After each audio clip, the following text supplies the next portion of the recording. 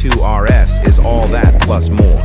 The car was officially launched at the 2017 Goodwood Festival of Speed and was the ultimate extension of the 911 Turbo.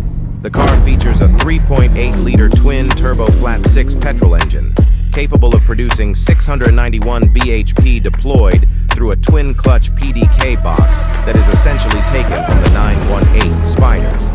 Similar to all GT2 models, the GT2 RS is rear-wheel drive only.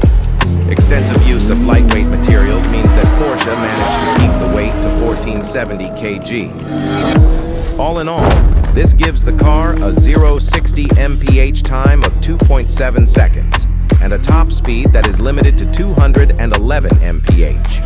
The GT2 RS had set a new lap record around the Nürburgring with a time of 6.43 minutes, over 10 seconds faster than Porsche's 918 Spider with 875 bhp. There was actually a time where Porsche thought about stopping the 911 production line. Yes, you've heard right. As always, with everything popular, it wasn't clear in the beginning.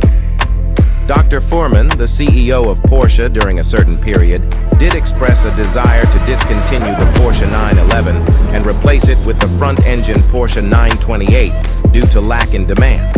He believed the 911 had reached its limits of potential and faced declining sales.